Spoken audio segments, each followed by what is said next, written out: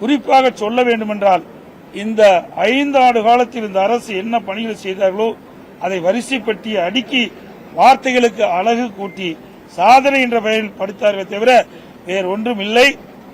இன்றைக்கு வேளாண் பட்ஜெட் என்று விவசாயிகளை ஏமாற்றுகின்ற ஒரு பட்ஜெட்டை போட்டிருக்காங்க. இந்த பட்ஜெட்ல பாத்தீங்கன்னா பல துறைகள் அடங்கி வேளாண் பட்ஜெட். இதுல பால்வளத்துறை, மீன்வளத்துறை, உணவுத்துறை, கூட்டுறவுத்துறை, உள்ளாட்சியில் கிராமப்புற சாலைகள், கால்நடைத்துறை, இப்படி பல துறைகளுக்கு ஏற்கனவே ஒவ்வொரு துறைக்கும் ஒரு மானியம், ஒவ்வொரு துறைக்கும் ஒரு அமைச்சர் இருக்கிறாங்க. அந்த அமைச்சர் அப்பப்போ மானிய கோரிக்கை வருகின்ற பொழுது அந்த கருத்தை சொல்வார். இதையெல்லாம் உள்ளடக்கி தான் வேளாண்மை துறை. வேளாண்மை துறை என்பது ஒரு தனி துறையாக இருக்க வேண்டும். அதுல நீர்வளத்துறையும் சேர்த்துக்கிட்டாங்க.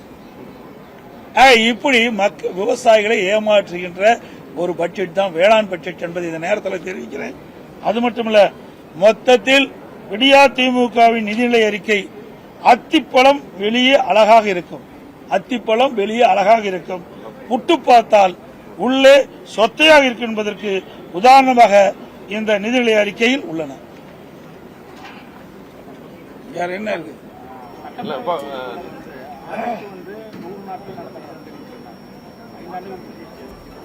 இதெல்லாம் சட்டமன்றத்தில் பேசலாம்னு வந்தேன், நீங்க போய் கேட்டுட்டீங்க. இது ஒரு அறிவிப்பை செஞ்சாங்க, 525 அறிவிப்புகள் வெளியிட்டாங்க. அதுல 4/1 அறிவிப்புகள் தான் நிறைவேற்றிருக்கிறாங்க. எஞ்சிய அறிவிப்புகள் நிறைவேற்றப்படல. இதற்கு வெள்ளை அறிக்கை வெளியிட வேண்டும் என்று நான் அடிக்கடி குறிப்பிட்டேன். ஊடகத்தின் வாயிலாக, பத்திரிகை வாயிலாக, சட்டமன்றத்தில் தெரிவித்தேன். அதுக்கு பதிலே இல்லை. ஆனா முதலமைச்சர், திராவிட முன்னேற்ற கழகத்தில் இருக்கின்ற அமைச்சர்கள் பெரும்பாலானோர் 95% அறிவிப்புகள் நிறைவேற்றப்பட்டதாக சொல்றாங்க. அத்தனையும் போய் நீங்க கேட்ட மாதிரி சட்டமன்றத்தில் ஒரு வருடத்திற்கு 100 நாட்கள் சட்டமன்ற நிகழ்ச்சி நடைபெறும் என்று சொன்னாங்க. ஆனா மொத்தமே ஒரு 140 நாள் தான் இருக்குன்னு நான் கருதுறேன். இவ்வளவுதான் 5 வருஷத்துலையும் சேர்த்து இந்த அரசாங்கம் இந்த சட்டமன்ற நிகழ்ச்சி நடத்தியிருக்கு. தொடர்ந்து போராட்டம், கிராம உதவியாளர் போராட்டம் ஒரு பக்கம், ஊராட்சி ஒரு போராட்டம், விவசாயிகள், கறிக்கோழி விவசாயிகள் அந்த போராட்டம் தொடர்ந்து நடந்துட்டு இன்னும் முடிஞ்ச பாடு இல்லை.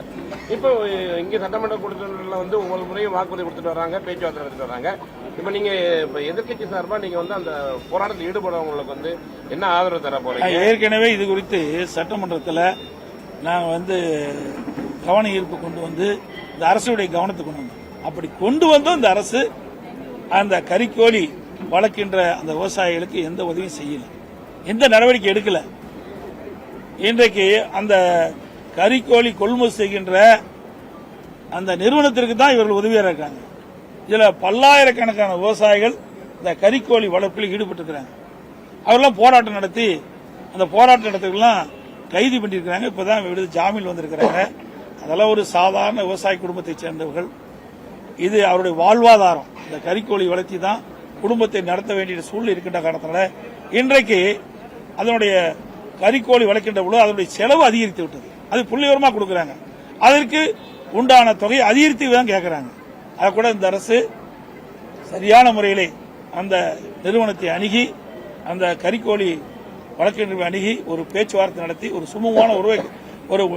சுமமான ஏற்பாட்டை செய்திருக்கணும். ஆனால் அதெல்லாம் இந்த அரசு பற்றி கவலையே கிடையாது.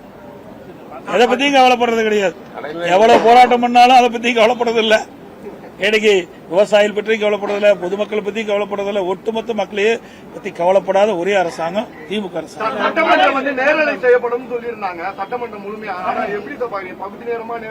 அதாவது நான் பேசும்போது வராது, லிங்க் கொடுக்க மாட்டாங்க. அது பேசும்போது மட்டும் லிங்க் வரும். நான் என்ன கேள்வி கேட்டேன்னு அதை ஒளிபரப்பினா தான் அதற்கு உண்டான பதில் சரியா தவறா என்று மக்கள் புரிந்து கொள்ள முடியும்.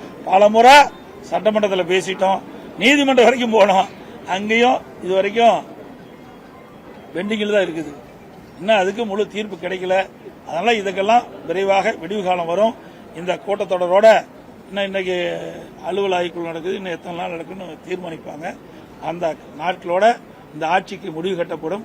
மீண்டும் அனைத்து இந்திய அண்ணா திராவிட முன்னேற்ற கழக தலைமை, தேசிய ஜனநாயக கூட்டணி இணைந்து இன்றைக்கு மிகப்பெரிய ஒரு கூட்டணி அமைச்சிருக்கிறோம், வலிமையான கூட்டணி அமைச்சிருக்கிறோம்.